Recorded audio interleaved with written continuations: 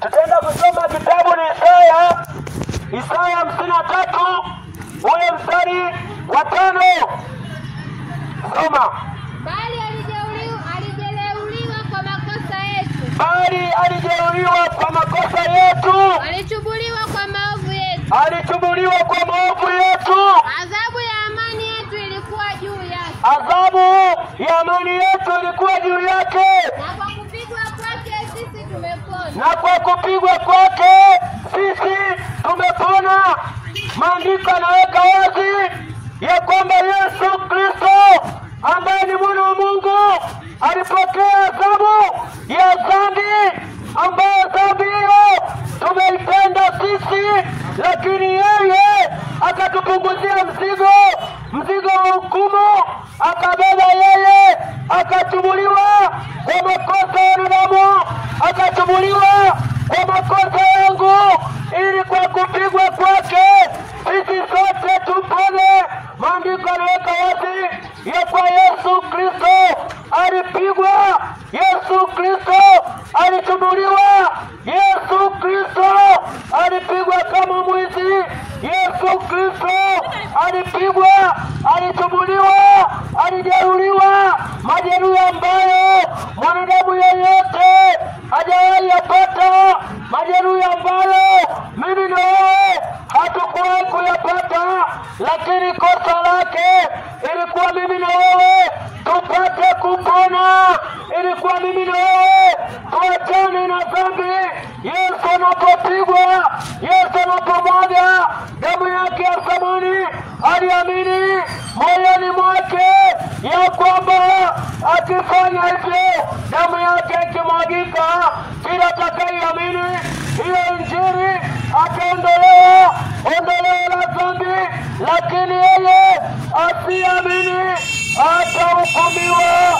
Nataka nikwambie jioni ya leo, ewe mkazi wa Makongorosi, maandiko yameweka wazi ya kwa Yesu Kristo alichubuliwa, Yesu Kristo alisulubiwa kwa makosa yetu, ili sisi sote tuweze kumwamini, ili sisi sote tuweze kupona.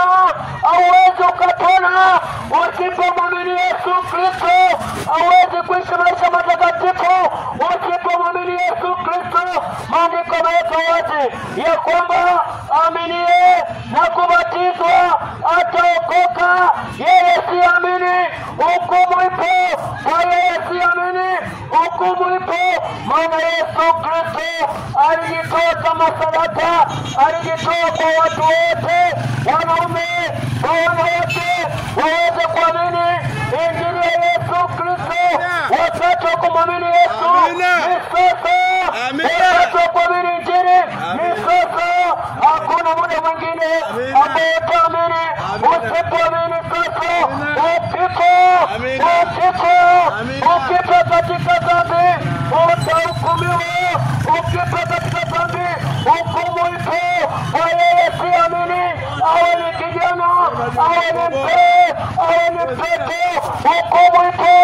Maana Yesu Kristo alikufa ili watu wasizini, Yesu Kristo alikufa watu wasifanye umaraya, Yesu Kristo alikufa watu wache pombe, Yesu Kristo alikufa watu wasifanye biashara za ufisadi.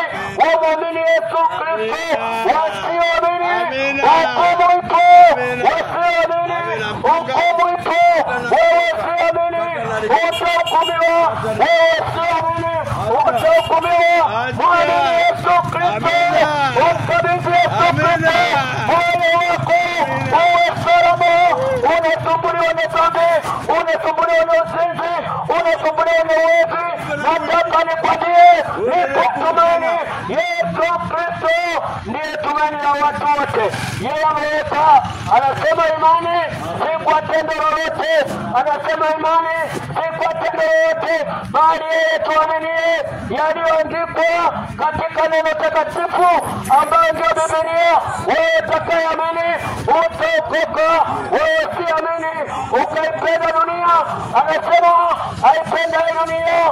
Ukipenda dunia, kumpenda Mungu akupo ndani yako, na tumeambiwa kufa ni mara moja, baada ya kufa ni hukumu. Ukifa hakuna kuokoka, ukifa hakuna mauti ya kukupeleka peponi. Ukifa na dhambi utahukumiwa.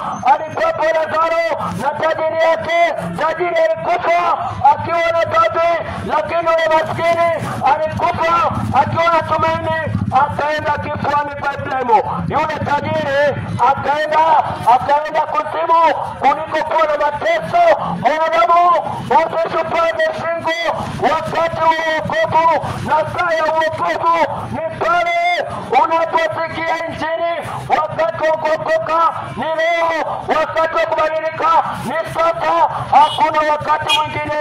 Yesu Kristo yeye ndo anayetafuta, sisi hatuna mamlaka ya kumtafuta Yesu. Yeye ndo anasema alikuja duniani kutafuta kilichopotea. Maandiko yameweka wazi ya kwamba Yesu Kristo alikufa, Yesu Kristo alisulubiwa, Yesu Kristo alikufa ili mimi na wewe tupone.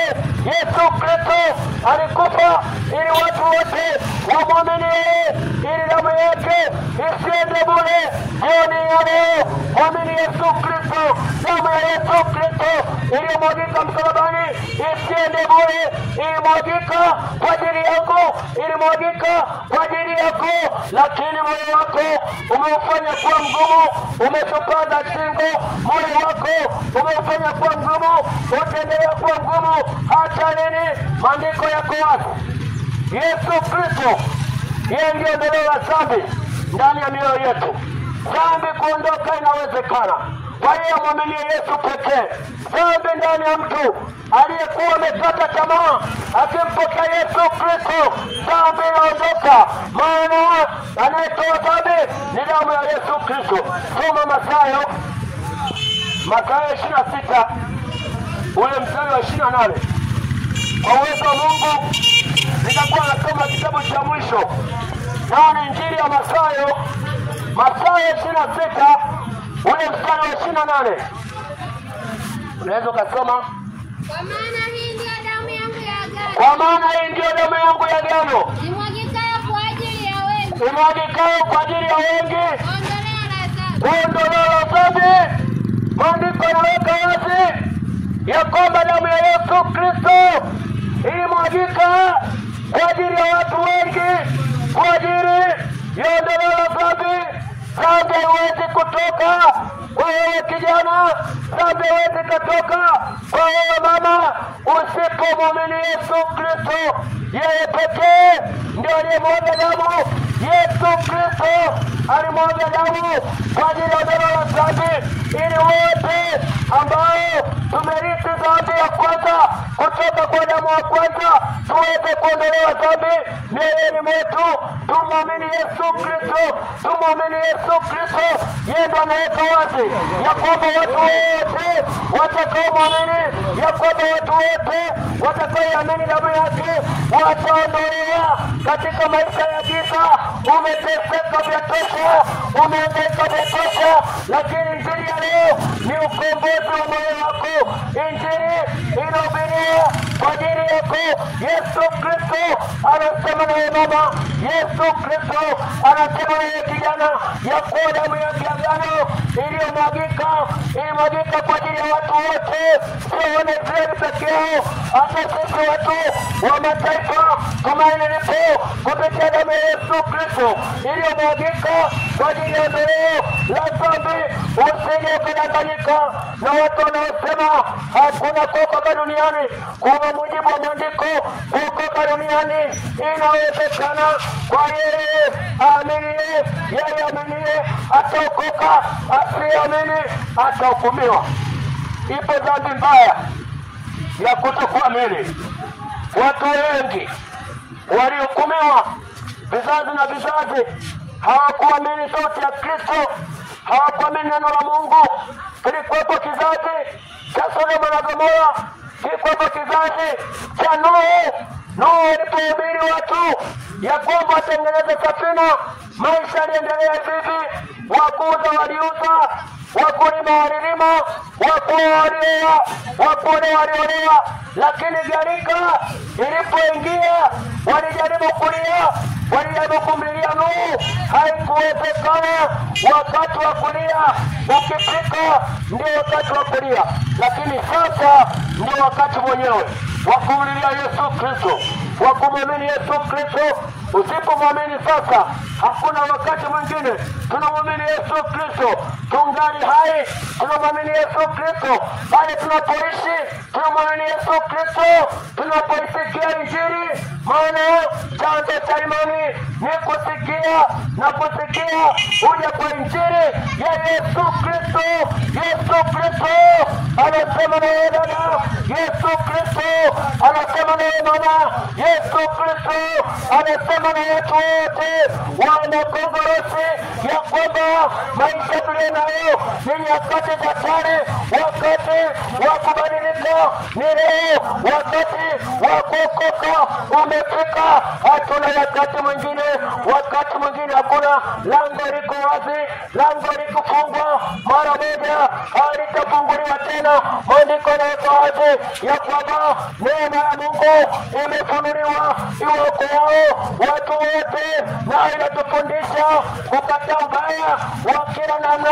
Ni wakati wa kukubali neema ya Kristo. Neema ya Kristo imefunguliwa kwa watu wote. Watu wote watakaomwamini Yesu Kristo wataokoka. Duniani kuokoka inawezekana. Duniani kuokoka inawezekana. Yeye aminiye awekaye tumaini lake kwa neno la msalaba ataokoka. Kifo cha Yesu Kristo kilileta wokovu duniani. Kifo cha Yesu Kristo kilileta wokovu kwa watu wote waweze kumwamini. Lakini unapoipenda dunia, unapoipenda biashara, unapopenda vitu vya ulimwenguni, ukaupuuza wokovu, ipo hukumu dhidi ya maisha yako. Asante sana kwa kunisikilizeni, na hilo ndio neno la Bwana.